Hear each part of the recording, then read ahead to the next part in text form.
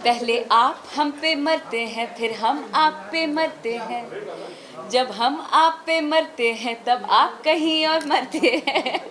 कहते हो बुलाती है जाने का नहीं, हाँ हाँ जाने का नहीं। तो सुन, हम बुलाइबे नहीं किए, इधर आने का नहीं।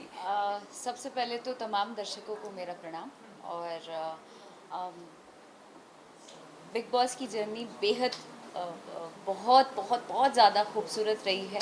बहुत सारे अनुभव को लेकर निकली हूँ और बहुत सारी सीख सीख कर निकली हूँ। और बहुत ही आई एम सो थैंकफुल कि मुझे इतने बड़े प्लेटफॉर्म पर जाने का मौका मिला।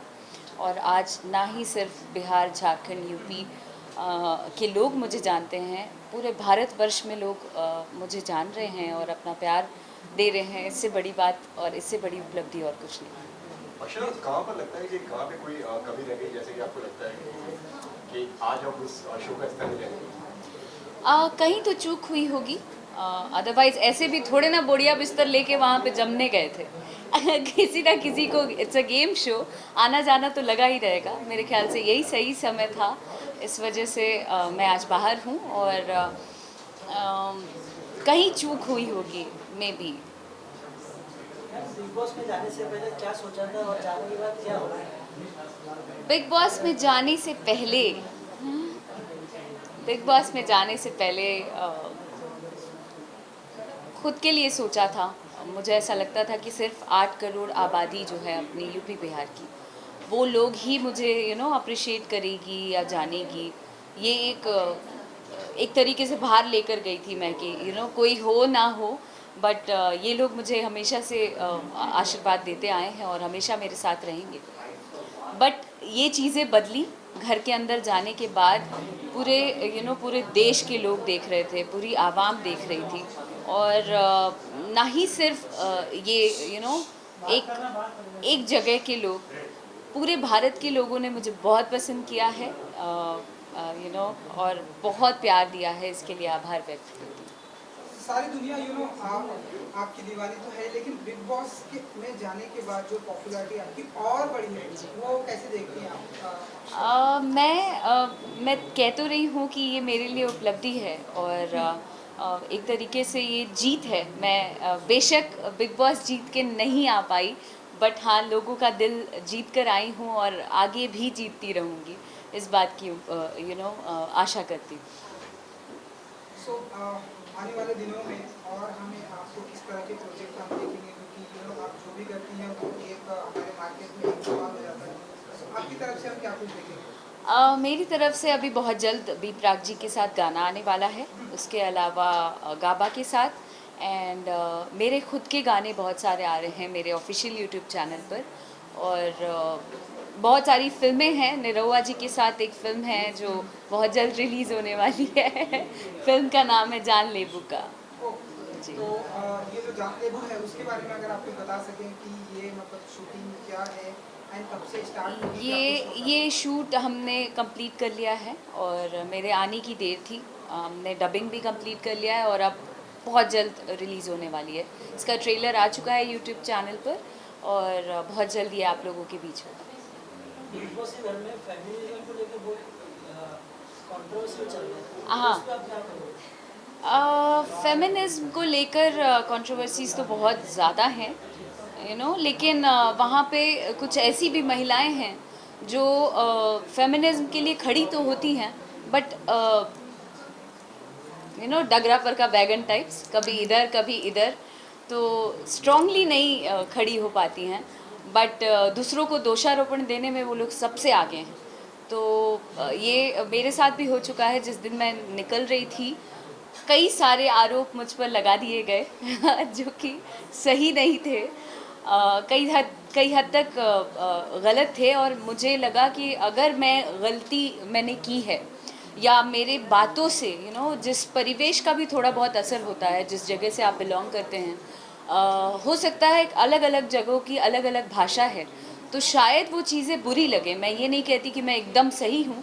तो जहाँ गलती हुई मुझे लगा कि मुझे माफ़ी मांगनी चाहिए और मैं क्षमा प्रार्थी हूँ अब भी।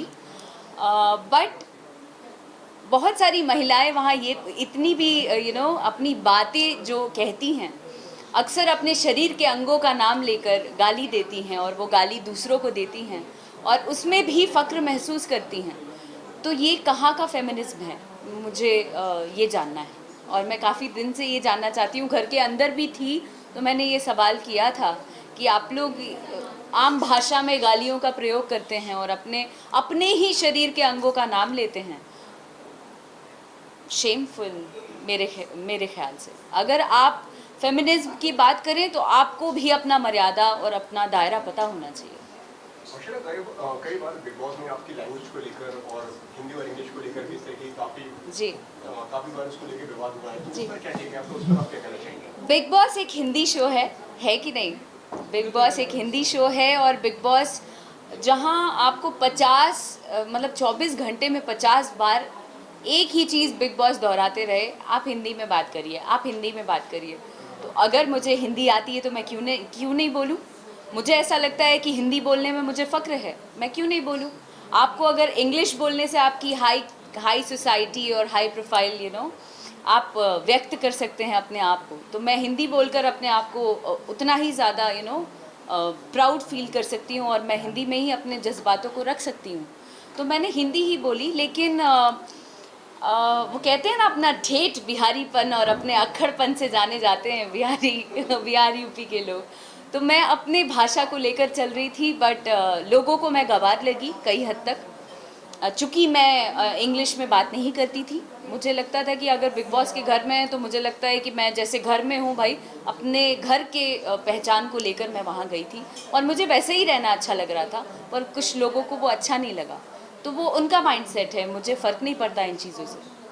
कई बार लोगों ने कहा कि आप सिंपैथी गेन कर रही हैं इस तरीके से दिखा के, और हाँ, जो हो रहा है उस पर सिंपैथी गेन की बात है जहाँ तक, तो मैं मेरी आदत है बात बात में हे ईश्वर सद्बुद्धि दीजिए, हे ईश्वर सद्बुद्धि दीजिए, ये कहने की मेरी आदत है।